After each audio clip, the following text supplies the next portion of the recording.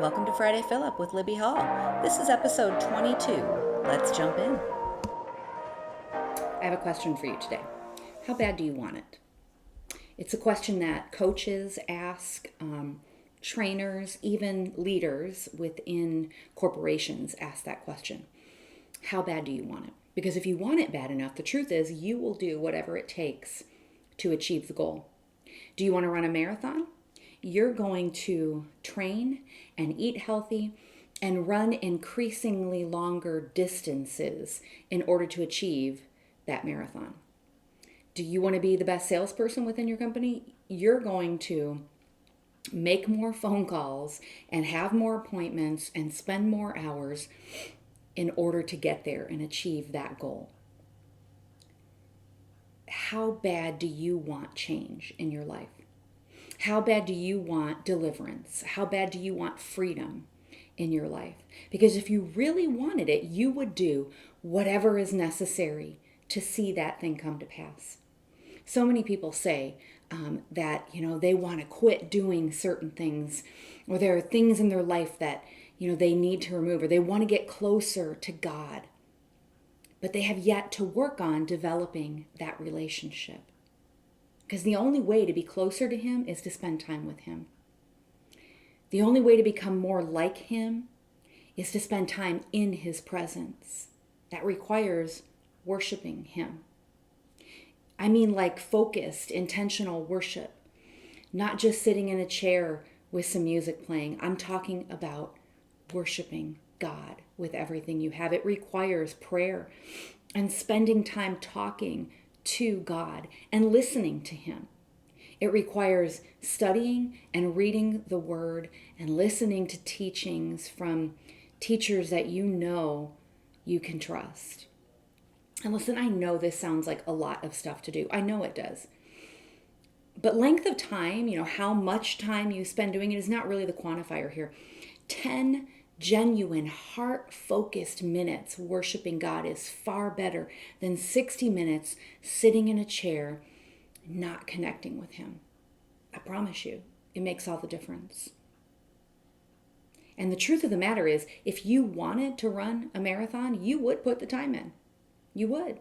If you wanted to run, listen, when I wanted to run a half marathon, I would run 2 hours in a day. I made sure that I carved out that time in my day several times a week so that I could train and prepare to run that half marathon. It was necessary in order for me to accomplish my goal, and I knew it was. And so I did what was needed. How bad do you want? Matthew 6:33 says, "But seek first the kingdom of God and His righteousness, and all these things will be added to you."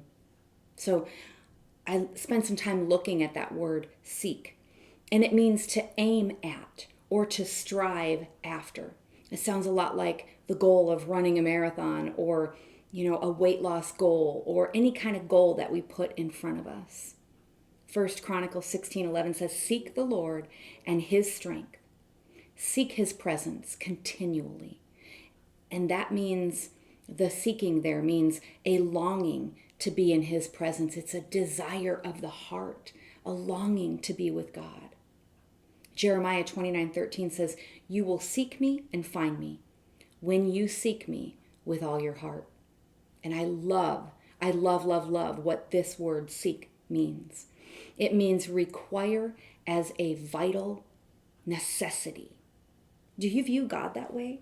Do you view His presence in your life as a vital necessity, the same way that you view the air you breathe or the water that you drink in order to stay alive, the food, the sustenance, that you need to stay alive? Do you view God that way?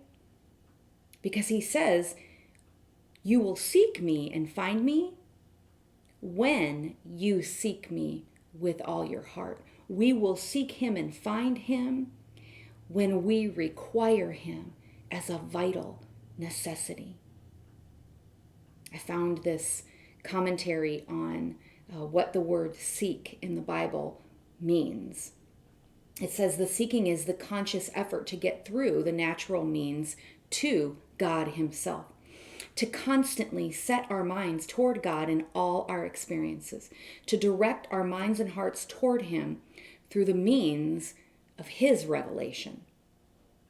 This is what seeking God means, not our own thoughts, our own desires. It's through the means of His revelation, directing our minds and hearts toward Him.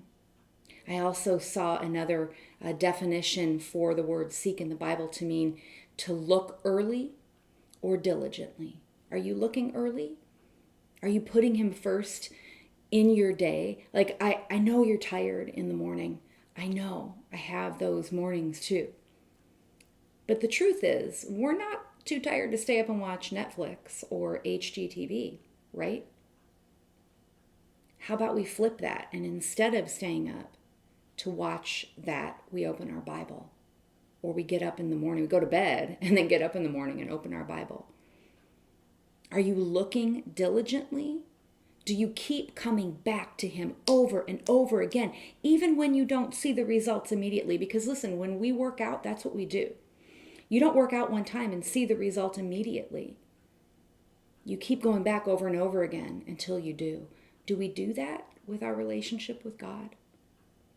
I'm not judging you. I'm not. I'm coaching you.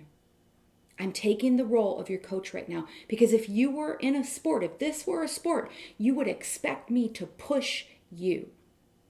Because without the push, you might not have what it takes to finish the race or the game or whatever that thing is. And I want to see you finish well.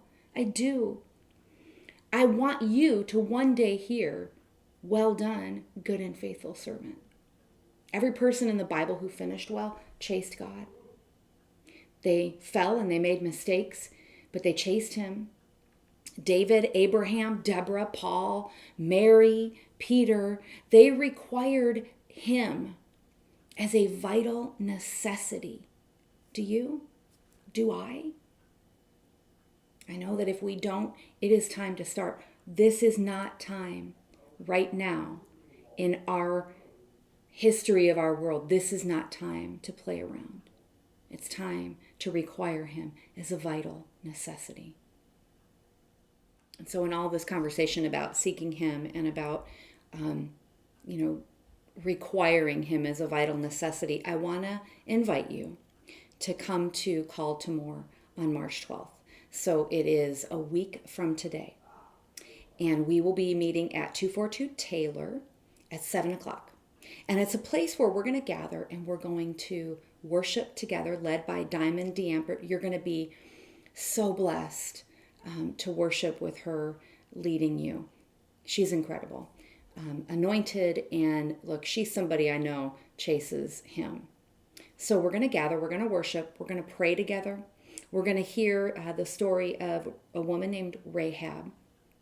And it's a place for you to come and really seek Him, to really take the time to, even though we're together, get alone with Him, if that makes sense. To, if you want to get on your knees before Him, to do that.